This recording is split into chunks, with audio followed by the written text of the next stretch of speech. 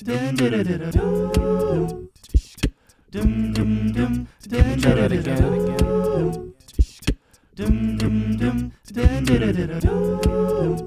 more. With feeling.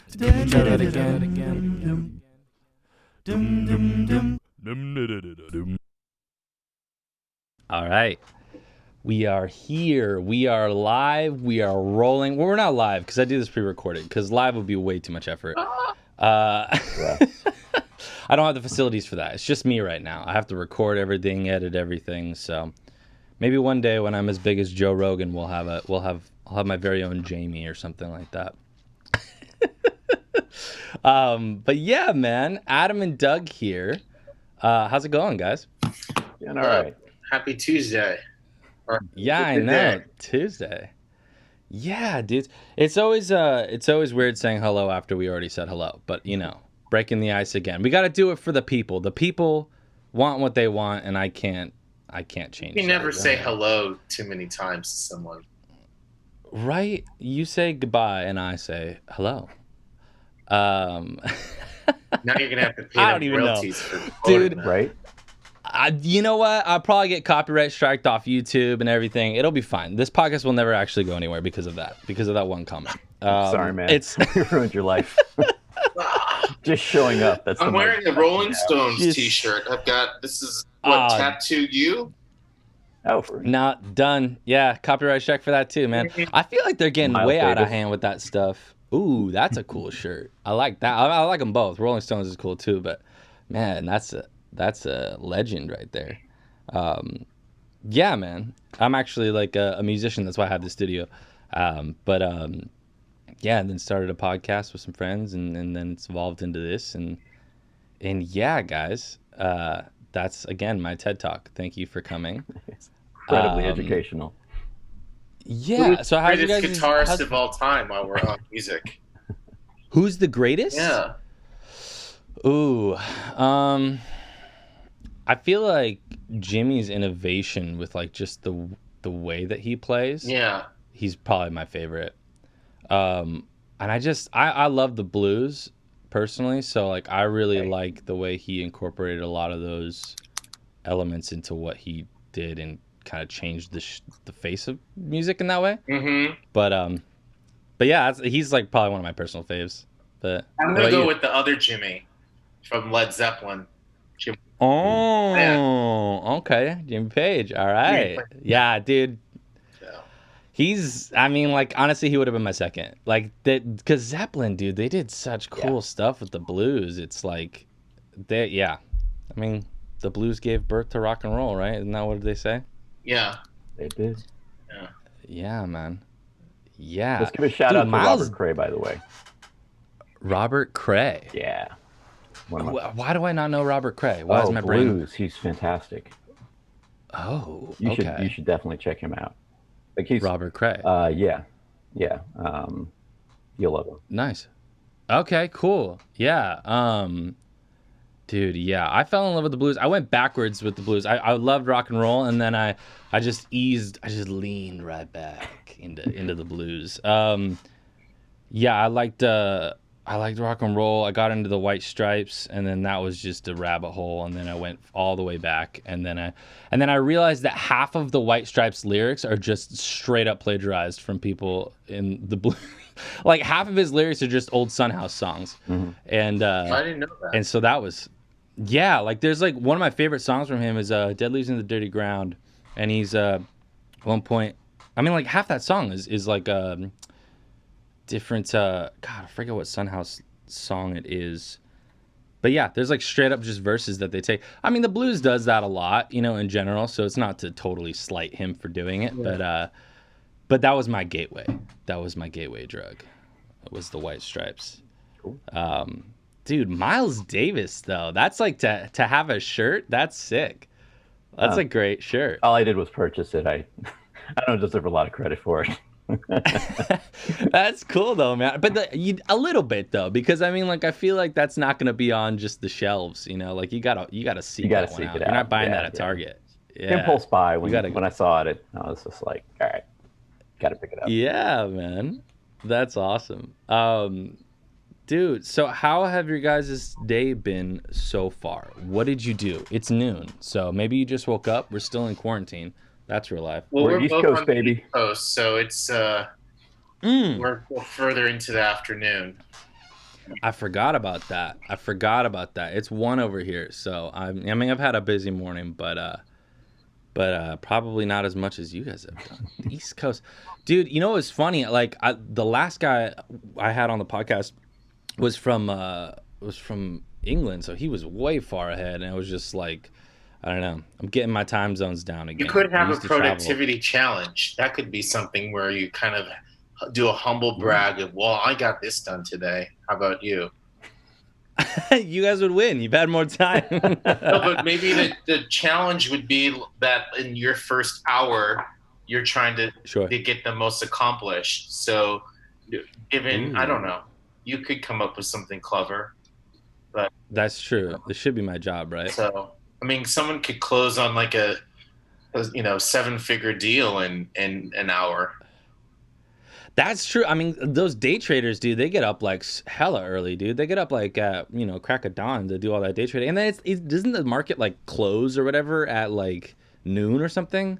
Well, it closes like pretty early. And if you're like a different type of trader in the sex trade, you could have had like 8 clients in an hour. So there's many different, especially working Port Authority at the right time. Oh, that's true, man. Certain professions never sleep. Money never sleeps, guys. Traders, money never sleeps. You could get the sex trader, stock trader, and they could there's an idea. They could compare hours. I feel like that's amazing, dude. They could compare hours. I feel like arguably, a lobbyist, maybe throw someone in government in there who's working other deals. Right. I mean, they're like 24 hours, right? They get called whenever there's something to drag up. I have such like a weird view of Washington, though. I feel like I watched too many House of Cards, and then now I just feel like everybody's murdering each other. It's 100% accurate.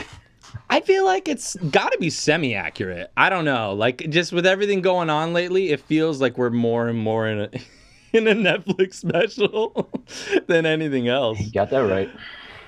Yeah. So did you guys both write these plays? Last time I had on both the authors of the plays. No, I'm the director, so I haven't really done any work yet. Doug's done all the work so far. So I wrote one play, just a short 10-minute one, and Mr. Davenport is already securing incredible talent for this, so I think he wins the day. Very nice. Very nice. Well, I mean, he does a lot of pointing and telling people what to do, right? So it feels official, right? That's what the director does? Yeah. Nutshell. Now say your line. Nope. That's not your line. Do it better. Just do it better. Come on. That kind of sucks. No, I don't direct like that, but I might think that sometimes, but no, you have to. For sure. You have to. I feel like it would be I'm glad you at least admitted it. You admitted it, right? Everyone has those private thoughts. Anyone's full of shit if they pretend that they're always having a thought of empathy. I mean, that's the challenge to conduct yourself in that way. But of course, we always have the selfish or cynical thought. For sure. Yeah. For sure. I mean, I feel like once I had a guy tell me. It was great. It was his mom's wisdom that he passed to me, and he told me, he's like, my mom always told me that you're not your first thought, you're your second thought, and I thought that was kind of cool because it's true. It's like everybody's gonna have a knee-jerk reaction, especially in times like this. It's like everybody's gonna have a knee-jerk reaction that you might not be able to control just because of who you are, what you grew up in, and whatever. But it's like if you actually take time to have the second thought and act on that one instead. You're going to be a lot better off. And I thought that was pretty cool wisdom from my friend's mom. So people who are probably less successful in life just are a bit more impulsive and act on the first. They act on knee-jerk reactions. That's really put well. Yeah. You are your actions at the end of the day, you know? Exactly. Yeah. I'd agree with that too. So how many knee-jerk reactions did you have today? That's my question to you. How many did I have today? Man, I don't know. Probably maybe 3. What was your best one? It's one. My best one? Yeah. They're probably not that great. I don't know. Honestly, I'm thinking I had one. I think I don't know. I had one with like people I'm living with right now. It's a bit contentious at times. Do they listen to this? So how transparent can you be? Not that transparent. Oh. Yeah. But I appreciate that. No, it's just, stuff. It's just like weird times, man. We're in weird. As everybody, the crazy thing is, I don't know where you. I mean, I don't know. Well, in New York, you guys are probably like super still locked down and stuff. But I'm in Cali, and so like we're still like we're opening up, and so things are getting. We're in phase 2, so no gyms, but we can have outside dining, curbside retail. Oh, okay. Okay, wow, that's that. Yeah, you guys are way behind. Like, not nothing. No, I'm just kidding. It's no, you guys are just way behind us. I mean, we're at the whole like, I mean, like everything feels like it's open at this point, which is kind of odd. So everybody's just kind of at different comfort levels. You know, you're kind of at the everything's fine, nothing to see here, but like the houses are burning behind the cop who's telling you that. Exactly, dude. Move on, nothing to see here. Move along, nothing to see here. Dude, I don't even know. I feel like there's so many like different like information about it. Like there's just so much going on. It's so hard to like keep up. And unfortunately, I feel like lately it's become so partisan that it's like it's so like where you get your news from. You talk to somebody and they're like, yeah, everybody's fine. Like this is fake. And then you talk to somebody else and they're like, everybody's dead. And it's just like, I don't know. I'm like, I don't know. It's weird because personally, I think I've known 2 people who got it and they were fine. So they weren't fine. I shouldn't say that. They got wrecked. Like my friend had it and he was real sick. But he didn't die. And he didn't. I don't think he went to the hospital. He just wrote it out at home. He had someone who was able to take care of him. But it's just so weird how it affects people so differently. So yeah, I don't know. It's a bad one. It's a really bad one. I mean, some people aren't getting better. You know, they're months on. Really? They're still sick. They're having multiple organ shutdowns. You know, I mean, like they're still having, all of these issues months later. So.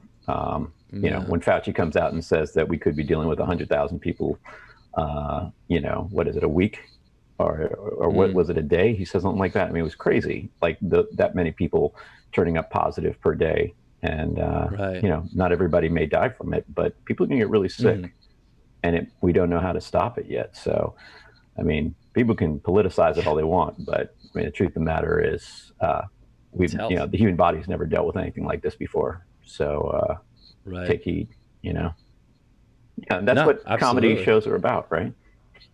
Exactly. No, man, it's all good, dude. We've talked about serious stuff on here at this point. But, dude, yeah, I don't know. I'm with you. I mean, like, I'm being careful. I'm being as careful as I can be. There's just, strange. I feel like you can load up on immune boosting vitamins like you would. It would be like putting on a condom. So you can just so I don't know. What are you taking? What's in your COVID immune boosting stack? Me? Yeah. Oh, that was actually what I was gonna say next. Was I feel like that's one thing that I think that is a huge lapse in what the government's been doing is like we just don't talk about that, like as if like human bodies don't have like we don't like as if that's not going to affect the way that this goes. You know what I mean? That's the only thing that I've personally been frustrated with when I hear stuff. It's like, why is like no one talking about like still trying to stay like active and healthy and like I know that we were scared for a while of like just going outside at all. It's like we don't even know if we like breathe the air outside, you're going to catch it type thing. That was like the first month. But at this point, on some level, I mean, I feel like they should be talking more about like you said, boosting your immune system on some level. Like, make sure you're taking some sort of vitamin. There's all this research on vitamin D stuff, so I've been taking some of that. Mm-hmm. I take these vitamins, as it were. I take I take Onnit supplements. I take this this little day pack and night pack because I'm such a space cadet that if I don't have like a pack of vitamins, I won't take it because I just like I'm not gonna sit there and put all the pills in a tray, and I'm not organized like that. So yeah, so I get those little packs and I do that, and yeah, and then I've been supplementing a little extra vitamin D because I've heard some good research on that. So, well, getting a lot of sunlight. A lot of people have vitamin D deficiencies right now. If they're not leaving their homes, and it's also contributing to lethargy and depression. Yeah, absolutely, yeah. And again, it's like it's this weird catch-22 of like being outside and being healthy is probably going to help you on some level, but then being inside will keep you safe from getting it. You know, so it's again, it's a catch-22. You got to find your balance. You got to find your balance in your comfort level and like what you're willing to do, and you know, maybe don't go make out with strangers at a bar, but at the same time, like, you know, go for a jog if you can. You know, it's probably good for you. Yeah, you know, go for a jog, get some vitamins. Yeah, dude, and you know, eat as good as you can. That's so hard though, because some people don't have access to that, man. Some people, it's like, you know, all you can afford is a McRib, and that's what you got to do.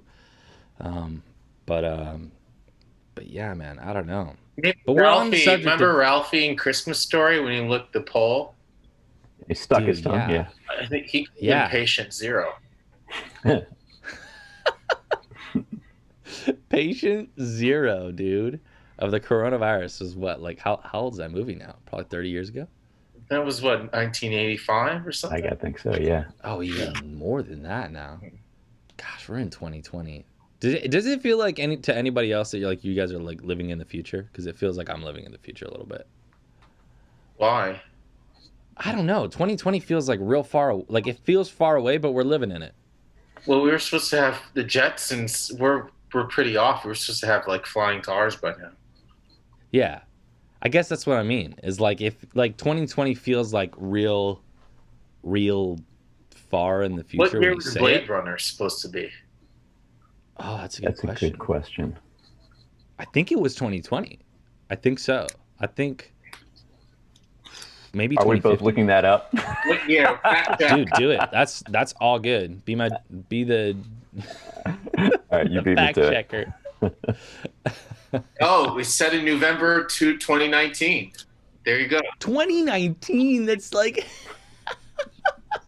We're a little behind. Dude, wasn't Back to the Future is another one, right? Where it was like it's like set in like 2020 or something. 2049 is the sequel. It's the sequel, yeah. Oh, is it? Oh, okay. So we have to catch up. We're not gonna be there, and you think in 30 years? Do you think we'll be there?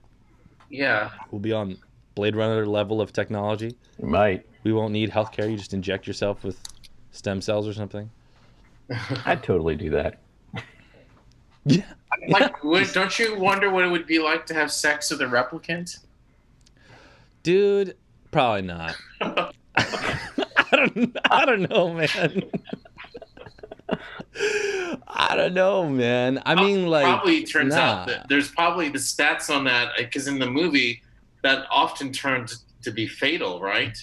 I think so. It's kind of a one and done situation. You fall in love with a robot. Yeah, dude, you fall in love with a robot, and then the robot doesn't have actual feelings for you. It's just a robot. So it's like, and then it murders you in your sleep and assumes your identity or something. I don't know. Yeah. I don't know, man. That's another day for a gay man in Hell's Kitchen.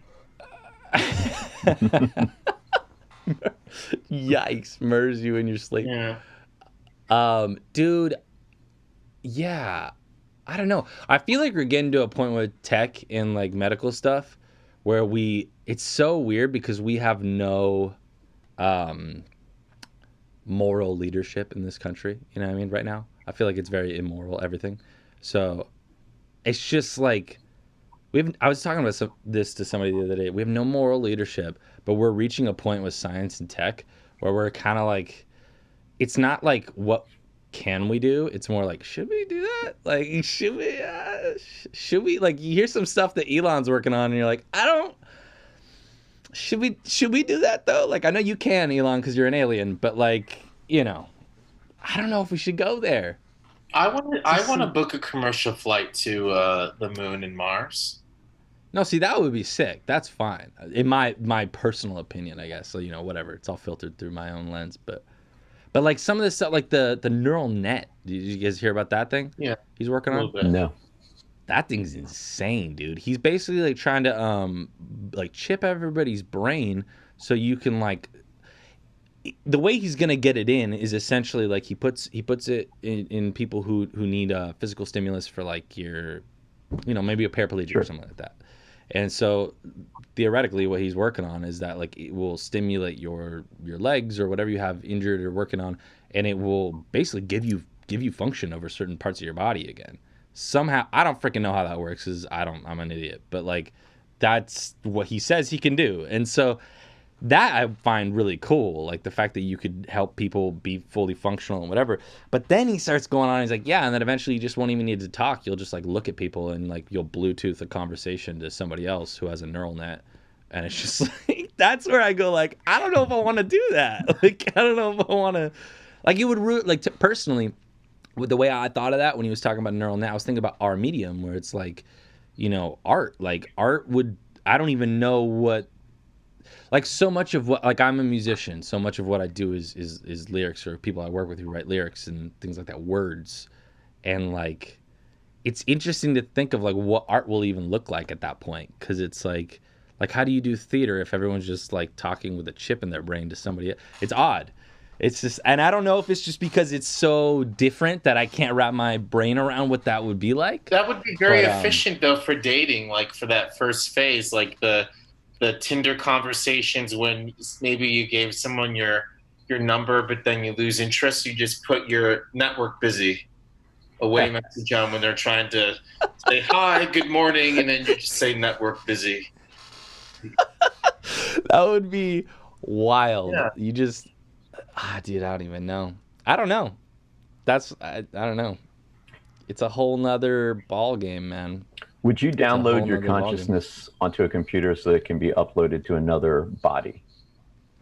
Ooh, like what? What's that new show that came out like that? What's it called? Yeah. Altered Carbon. Altered Carbon. Yeah. That's what it was. Yeah. No. I would be one of those one and done people in that show. I forgot what they call them. Neo somethings. Wow. I would totally. I think I would. I'd be down for that. I would totally do that at least a few times. Yeah. Just do it a couple times and then choose when you want to go out. Yeah. Just. Yeah. Yeah, I don't know, man. I'm a one and done kind of dude. I mean, I'll take stuff to help make this process, I don't know, like healthy and longevity and stuff. But I don't know. I mean, how many times do you want to come around? You know what I mean? I guess you see some cool new stuff and. I don't know. I think it'd be pretty cool. Yeah. Jump into a new sleeve. What do you want to? Yeah. See, that's the thing. Would you would you do a whole bunch of body modification and stuff like that, or would you just come back as you again? Oh no, no, definitely not the same me. I'd come back much better. I would do like the Lobster. Did you see the Lobster? No, yeah. I never saw that. Yeah, that was a trippy movie. I would just pick some random animal. You mean like the movie like a Lobster? Wolf? The movie The Okay, Lobster. yeah, I never saw it. Yeah. I'd pick like an animal that like lives to like be like a long time, like some kind of a tortoise in the Galapagos. Yeah, dude. No, maybe like bacteria or something that can't die. Damn, that would be nice. Like, but bacteria gotta live a boring ass life, dude. Like that can't be fun. That can't be like fun. I mean, I don't know. Maybe it is. Its experience of the world is it's having a party right now. Oh my god, it's just killing it. Friggin' winning.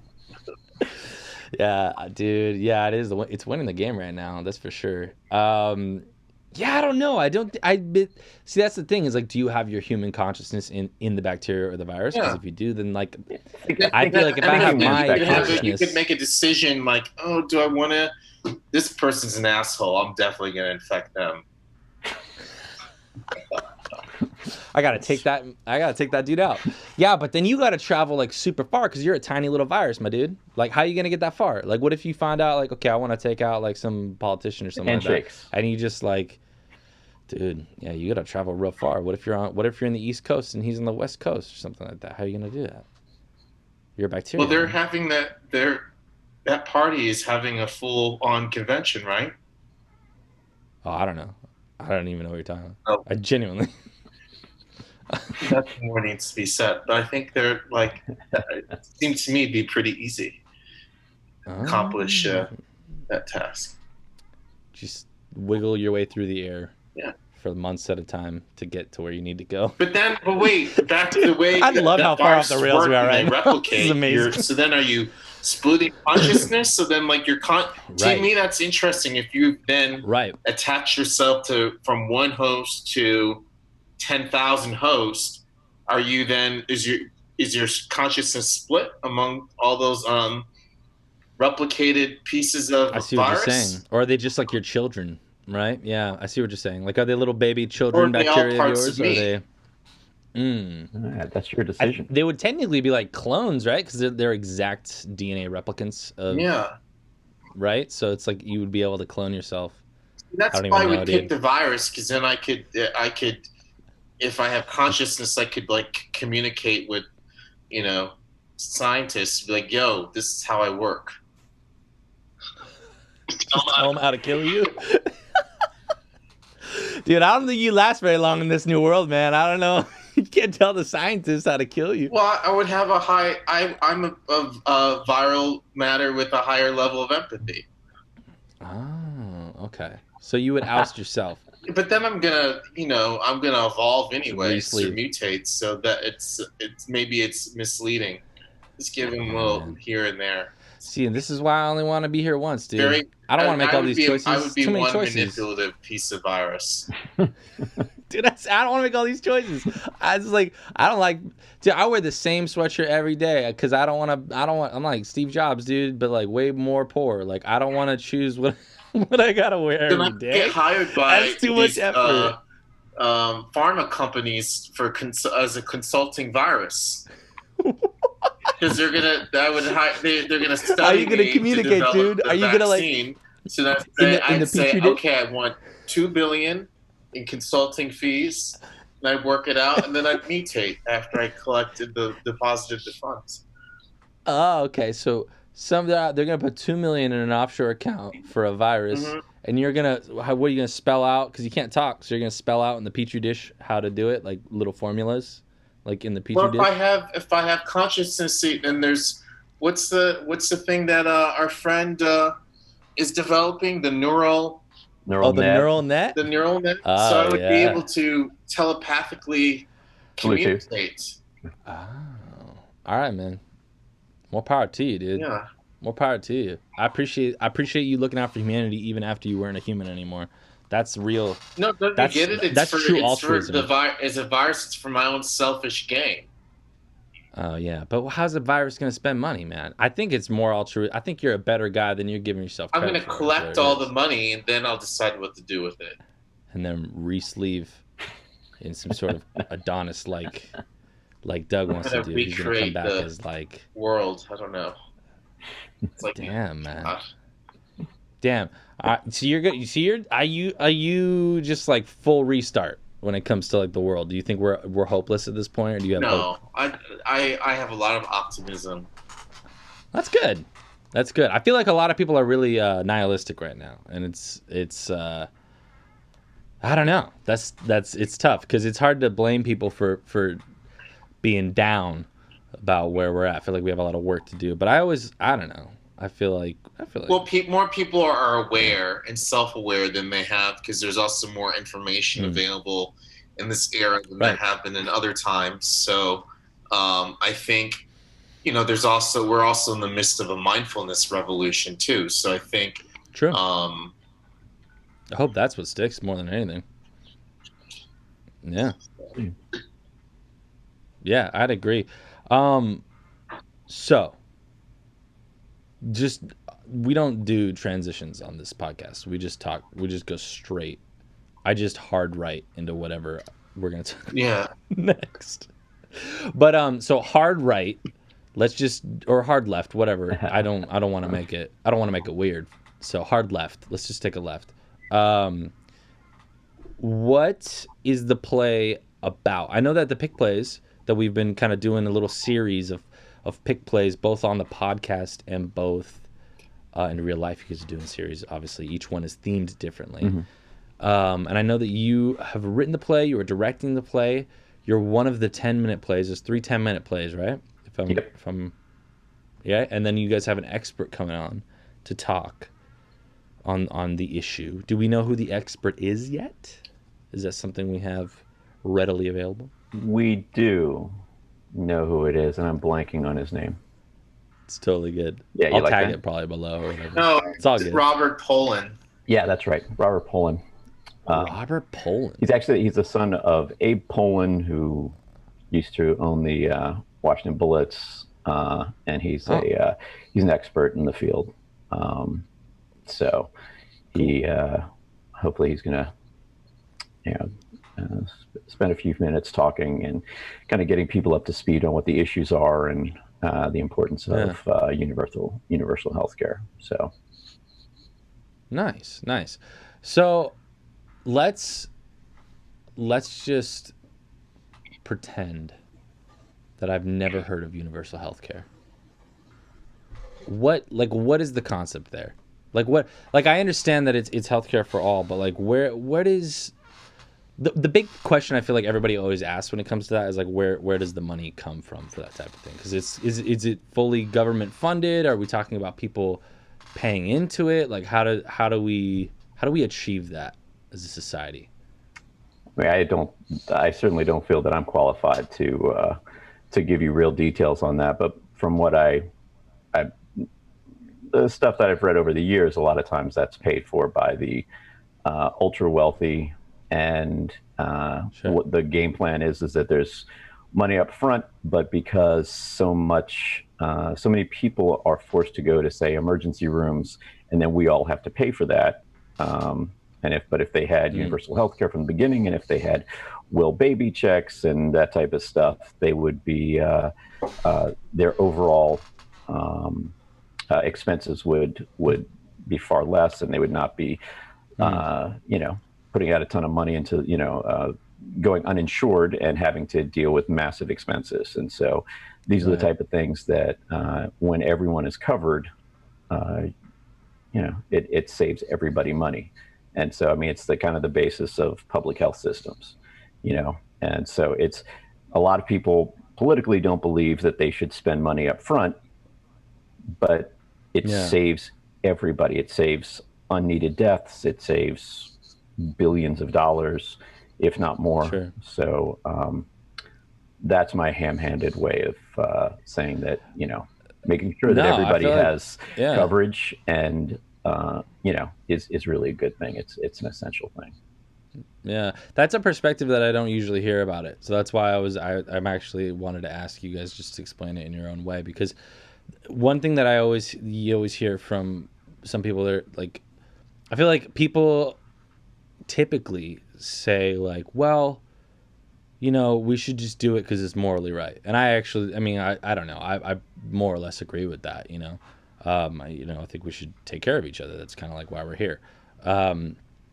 So there's that aspect of it, right? And then the other side of the coin is always just well, yeah, but I shouldn't have to pay for somebody else's problems. I mean, that's always the other side of the coin. They're paying for everybody is paying for everybody else's problems. I mean, that's the concept of insurance, So, right. I mean, that's what, everybody's paying into a pool, but the people who are unhealthiest are, if you will, draining from that pool. But if we raise everybody's health up a fair amount, not only will they live more productive, happy, healthier lives, they actually won't drain the pool of the money. And so theoretically, everyone else's costs will go down as well. Yeah, but that's a great way of explaining that portion of it, especially the fiscal portion, because that's one of the reasons why I asked that part of it, because I feel like so many times, again, it's just why should I have to pay for somebody else's problems? But if you really look at it from the standpoint of exactly what you said there, that like it's more like doing regular oil changes will help you from having you to fix the whole engine or get a new transmission or whatever. You know, if you're topping off the fluids every once in a while, you just live a healthier life in general. $49.95 every 6 months is a lot better than a $5,000 engine block. Or a new car. I mean, you might not make it. Yeah. No, I agree with you, man. Yeah, so that's an interesting way of looking at that, though. I feel like that makes a lot of sense. Yeah, I don't know. So I don't know if I don't want you to give away. I know it's only 10 minutes, but can you tell me a little bit about how, like, the perspective of the play that you guys are working on? Like, how does it, like, what angle is it taking? Sure. It's really about a mother and her son, and the son has been in an accident, lost his job. He lost his job and has been in an accident, and so that has means that he's going to have to pay out of pocket for emergency room, et cetera, and kind of the spiral of things that creates. So that's kind of the short version without giving anything away. Okay. Yeah. No, that's exactly what I wanted. Yeah. I don't know. So, I mean, there's some nice reversals in there too. Ooh. Yeah, it's not as straightforward as that. Fair enough. I feel like even if it was that straightforward, it'd still be interesting to watch. Especially, like, I feel like it's kind of perfect because I know you guys are doing the plays through Zoom, and I feel like it's kind of perfect because a lot of people right now are doing Zoom calls with doctors. You know what I mean? So it's like, I don't know. It's just people are probably familiar with that when it comes to like the medical setting right now, and I don't exactly know how it's written, but that sounds interesting because it's like you could use parts of that. I don't know. What's our new reality is kind of everything is on Zoom or FaceTime or whatever. I mean, I guess it was on FaceTime before, but now, you know, I mean, I'm on Zoom multiple times a day for business stuff and like everyone else, you know. So it is definitely part of our life. And so, you know, Adam's challenge is that he gets to try and make this a Zoom play interesting. Good luck, buddy. Yeah. So how do you plan on doing that, man? Like, how does that play out? Because I feel like in a way you're directing theater because it's theater, but it's also like because it's live, but that element of it. But it's also kind of like you're almost cinematography in some ways because you have to one take filmmaking. Yeah. Are you guys doing that with like cameras? Like, what's the setup? Are you guys doing it through computers? Or all on computer. So literally, the actors would be on their device and they act. It would be all done in real time. Nice, dude. Yeah. Dang. One shot filmmaking. I like that description. Mm-hmm. That's pretty interesting, man. Yeah, my dudes. I don't know. There was a horror movie that was all done on a Zoom-like platform, and it was all made to be one take. Yeah. Oh, was it one take? I think I saw that, but I didn't know it was one take. What about this? It was God, I love horror movies. I forget what it was called. It was there's like an Asian dad, right? And he was like lost his daughter or something. I saw it in theaters. It was super spooky. It was kind of weird. At one point, Unfriended. Yeah, there it is. Unfriended. All right. Yeah. Was it good? It was like half about. Yeah. It was. I don't know. It was odd. It was definitely like you could tell it was like one of the first forays into that kind of like medium. So it was, at least from what I could tell. So I thought they did a pretty good job with like, you know, first try. If it was all one take, that's actually even more impressive. Well, it's edited to appear that way. Of course, the editing makes it to be seamless, but I'm pretty sure they did cut, but you don't see those cuts. Yeah. I remember the dad's acting being pretty good. Like, I remember I really felt like he was feeling what he was feeling, you know, which again, with the weird angled shots and like because again, it's supposed to be like through like a webcam and like he's on his daughter's computer, like trying to find where she went and stuff, and going through her social accounts and stuff. So I thought that he did a pretty good job, like acting it out. We might be talking about a different movie then, because Unfriended just had Really? The high schoolers. There was a father character. Oh no, yeah, there was a movie. I don't remember what it's called, but there was a movie where there was like an Asian dad and he lost his daughter, and he was trying to find her by going through all of her like social accounts and stuff, because like I guess some of her friends unfriended her, and he was trying to figure out why, and he was like FaceTiming them, being like, "Hey, where is she? Do you have her phone?" And he called her phone, and like there was like a killer who had her and stuff like that. It was I don't know. So we are. What was that? Searching. Yeah, I think so. Searching. Yeah. I didn't see that one. Oh, that one was pretty good. So you have there's just a whole new subgenre now. It's a genre. You guys are deep in it now. Yeah. I'm writing it down. Check it out. Yeah, man. Speaking of seamless, did you guys see 1917? Yeah. No. One shot? I haven't seen it yet. One shot. Yeah. That was incredible. Was the whole movie one shot? Wait, what? The film was it really one shot? Yeah, it was one continuous shot. I'm sure it was woven together like you're talking about, but the entire film is one continuous shot. Sam Mendes.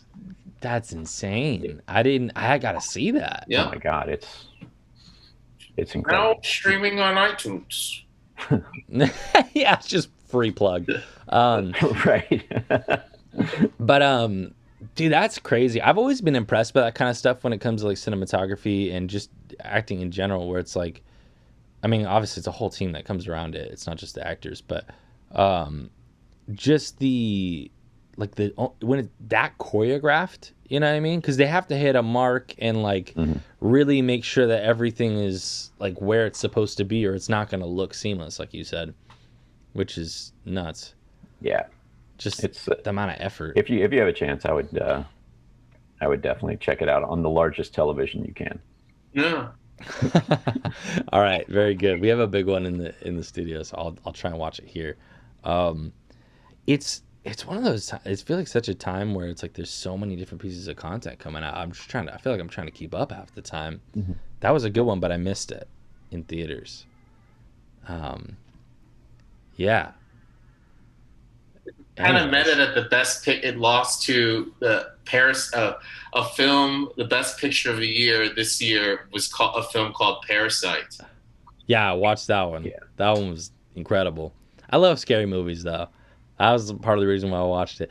The meta on that one is nuts because it's like there's so many different little elements, and I feel like it speaks to some of what we're talking about here with like the healthcare and things like that, because it's like his whole thing was basically talking about like the poorest of the poor usually have to bear the brunt of everybody's problems, you know, and they're the ones who actually bring things through. Mm-hmm. And also with coronavirus, I mean, it's very similar. I mean, that was very eye-opening for myself. I've talked about it a few times on here already, where it's like, you know, I'm probably somewhere in the middle, but it's like even then I've just been thinking about constantly just like people who are, you know, lower than me, and like they have real problems to deal with all the time, like, and just their problems are amplified by the fact that they don't have the privilege either of staying home. They have to work.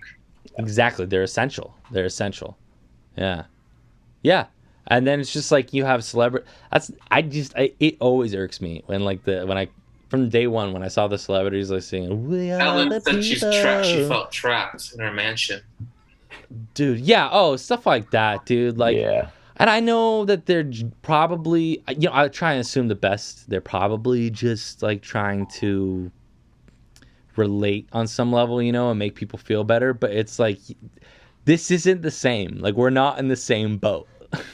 Like, I don't know. When they say like we're all in this together, I'm like, not really though. Like, like I'm in like this apartment or small house or whatever. It's like, and then you're like in a mansion, and like you have your essential worker maid, which probably show up and like help you do whatever you need to do, go do the grocery shopping for you or whatever it is. Like it's not really the same. No, it's not. Yeah. I don't know. The gap is just so wide, man. I don't know. It's weird. But I feel like that's one of the biggest things that's been coming out of this virus thing, man, is people just realizing there's just like this huge gap in society. And it's like, I don't know. There's always been a gap, but I feel like lately it's just been like, I don't know. Or maybe it's part of my awakening, like you said there, Adam. Well, I think a lot of people are finally kind of waking up to, you know, the different Americas, you know, that people live in. So maybe if there's one good thing to come away from this, it's hopefully that a lot of people who are insensitive to the plight of certain groups are going to be more aware of that and appreciative of what they give to society. Yeah, absolutely. Yeah, just like off the backs of other people. I don't know. Like there's so much that goes into just keeping our world the way that it is. And it's like so many things that I don't know. I feel like it's just things that we've taken for granted personally. I can speak for myself. I hate speaking for other people. I don't know what your background is, but I don't know. There's so many little things that you just take for granted. Like that there's just going to be food at the grocery store. You know what I mean? Like, it's not even like, oh, like that I'll be able to pay for it or whatever, but the food will actually show up. Like, I remember early on in this thing, we were worried about, like, I don't know how often you guys were going out, but, like, I was the one getting groceries for the family. And, like, dude, I was walking out, and I would just, like, I would go to, you know, Costco or just to try and stock up, or I would try and go to Ralph's, and, like, there just weren't certain things on the shelves. It was, like, there were no apples. You know, like, like, whatever the item was, but it's just, like, it's so odd in this like time that we live in where it's like there's always everything at your fingertips. Amazon Prime, Amazon, you know, whatever. You can have anything you want whenever you want it. It's like to experience that like, oh, like they just don't have apples because apples haven't come down the pipeline because there aren't people working at wherever they're working at to make it show up here, you know? Like it's just odd. Like all the little things that go into that. I don't know. Sure. Yeah. Well, we're reaching almost an hour here. I don't know if you guys have anything else you guys wanted to plug specifically other than Pick Place. No, tune in on the 18th, 5 o'clock Pacific time, 8 o'clock Eastern Standard Time. We've got Elizabeth Greer and Asha Davis confirmed to star in the play. Elizabeth Greer's been on a morning show, a bunch of other credits. She's Yale School of Drama, and Asha Davis starred in Pariah and Friday Night Lights. So yeah, we've got some sexy thespians in the mix. And yeah, we dive in. We start rehearsal. We started rehearsal yesterday, but we start working with the actors on Friday. So nice, very nice. All right, well, everybody tune in. I'll plug everything below as per usual, and I'll put your guys' socials and stuff up. But yeah, I don't know. I had a pleasant conversation. I appreciate you guys explaining things to me, and I hope that one day you get to live out your dream of being a virus. Oh, thank you. And I'll let you know how that goes. Free 6-pack there, Doug. You know, I hope you just re-sleeve into whatever. I'm one and done. You won't see me when that happens. But, you know, hopefully I'll be looking down and, you know, I'll be like, wow, that's a great 6-pack, man. Maybe I should have stuck around. Just multiplying like crazy. This is wow. There's like 80 at Adam, man. Maybe I don't know what's going on.